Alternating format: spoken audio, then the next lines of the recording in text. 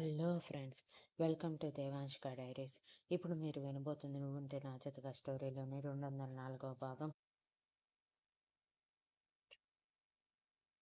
ఇంటికి వెళ్ళిపోయాక మహి సమన్వీలతో రుద్ర ఏవీ ఆలోచించకుండా ప్రశాంతంగా పడుకోండి, నేను మళ్ళీ వస్తాను అని వేణుని తీసుకొని వెళ్ళిపోయాడు. వేణుని తీసుకొని డైరెక్ట్గా వేణు రూమ్కి వెళ్ళిన రుద్ర కోపంగా వేణుని వంగదీసి 4 సార్లు చితకబాది, నా గురించి వాళ్ళకి చెప్పాల్సిన అవసరం ఏంటి వేణు, నీకు నోరు అస్సలాగదా అని అరిచాడు. వేణు అమ్మ అబ్బా అంటూ మూలుగుతూనే, అది కాదు బావా, నీ మనసులో బాధ వాళ్ళకి తెలియకపోతే ఎలా చెప్పు, పాపం వాళ్ళు చూడు నీ ఆప్యాయత అటెన్షన్ కోసం ఎంతలా ఎదురు చూస్తున్నారు, వాళ్ళని అలా బాధ పెట్టడం తప్పు కదా, అందుకే చెప్పాను. ఆయన ఒక కుటుంబాన్ని కలపటంలో ఉన్న ఆనందం ఎందులో రాదు బావా అని నవ్వుతూ అన్నాడు వేణు. ఇప్పుడు నేను అడిగానా నా కుటుంబంతో నన్ను కలపమని? అడగలేదు కదా. చూసావా అక్కడ నా గురించి ఎంతమంది ఎలా అనుకుంటున్నారో. ఇప్పటి వరకు నువ్వు గమనించావో లేదో, నా తల్లి తండ్రి నన్ను అసహ్యించుకుంటున్నారు. అలాంటి వాళ్ళ మధ్య నేను ఎలా ఎక్కువ రోజులు ఉండగలనని అనుకుంటున్నావు?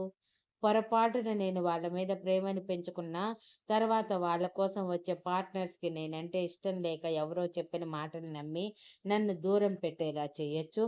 అది ఎందుకు ఆలోచించవు అని అసహనంగా అరిచి, నేను వెళుతున్నాను అంటూ అక్కడి నుంచి వెళ్ళిపోయాడు రుద్ర.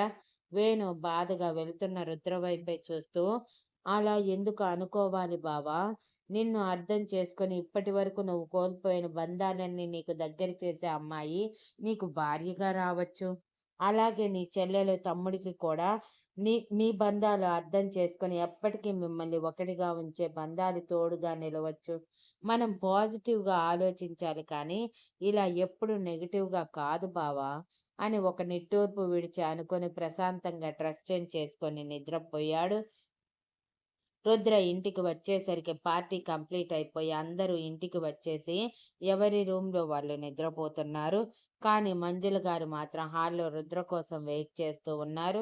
రుద్ర లోపలికి వచ్చి మంజుల గారిని చూసి, ఏంటి పిన్ని అక్కడే ఉన్నావు, పడుకోలేదా అని మొహంలో ఏ ఎక్స్ప్రెషన్ లేకుండా అడిగాడు. నీకోసమే చూస్తున్నాను రుద్ర, రా నీకు భోజనం పెడతాను.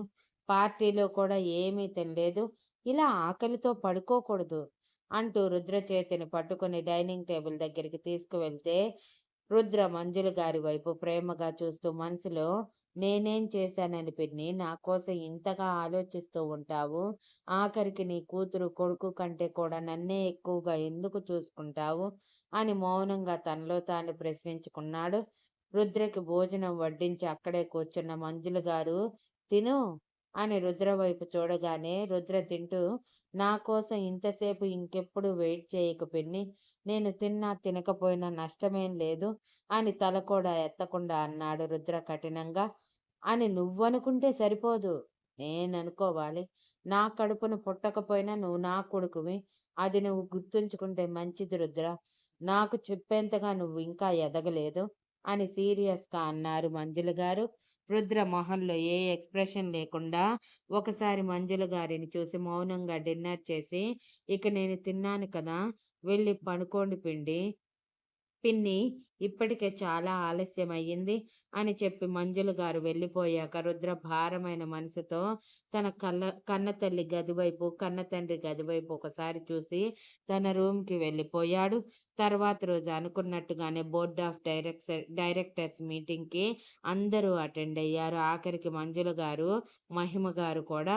అందరూ అటెండ్ అయ్యాక అందులో రుద్ర సీఈఓగా ఉండటం ఇష్టం లేని డైరెక్టర్స్, అలా ఎలా చిన్న వయసులో అసలు ఎక్స్పీరియన్స్ లేని కుర్రాడిని సీఈఓ చేస్తారు ఆనంద్ గారు, అతని దూకుడుతనం వల్ల రేపు కంపెనీ ఇంకొంచెం నష్టాల్లోకి వెళ్ళిపోతే ఏం చేస్తారు? ఇప్పుడిప్పుడే మన షేర్స్కి వాల్యూస్ పోయి చాలా నష్టపోయాము. ఇప్పుడు మీ మనవడు తీసుకువచ్చే డెసిషన్స్ వల్ల ఇంకెంత నష్టపోతామో తెలియదు కదా. మాకు మీ డెసిషన్ ఏమాత్రం నచ్చలేదు.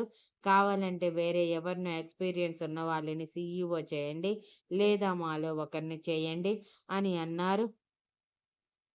విక్రమ్ గారు కూడా ఆనంద్ గారితో, అవును నాన్న, రుద్రకి అసలు ఎక్స్పీరియన్స్ లేదు, వాడు ఇప్పుడే చదువుకొని వచ్చాడు, అటువంటి వాడి చేతిలో ఇంత పెద్ద కంపెనీ బాధ్యతలు పెడితే, జరగరానిది జరిగితే మనమందరం రోడ్డు మీద ఉంటాము.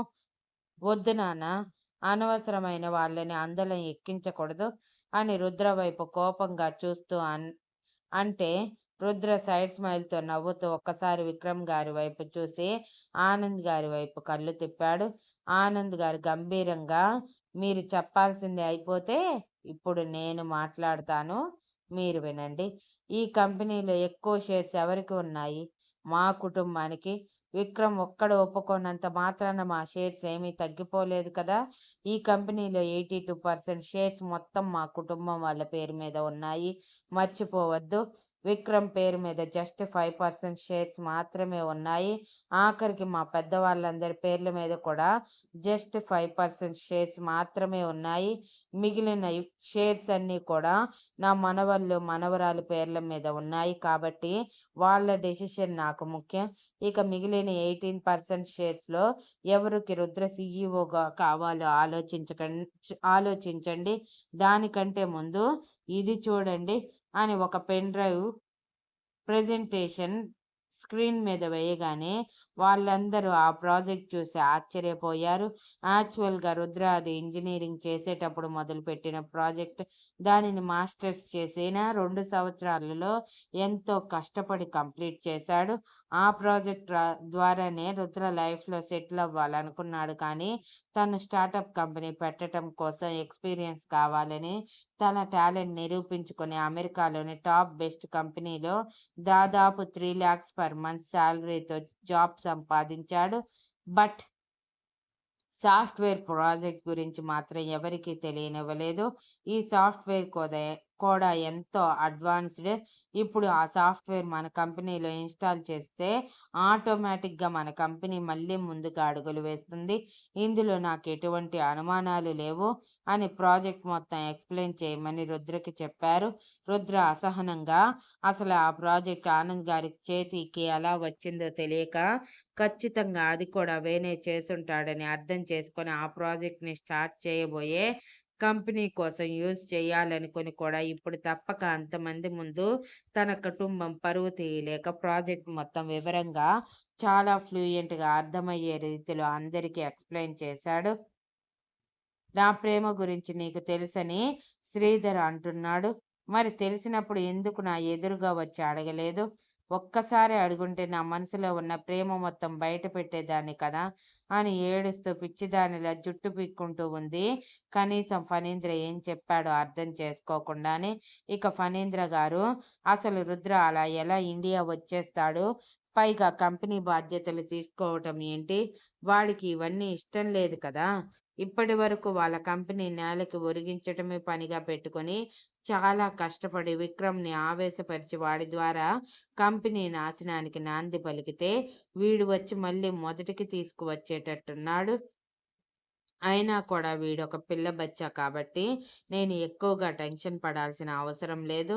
మునుపటిలాగే కొనసాగితే సరిపోయిద్ది అని కన్నింగా అనుకుంటూ ఇక శృతి గురించి ఆలోచించటం మొదలుపెట్టారు.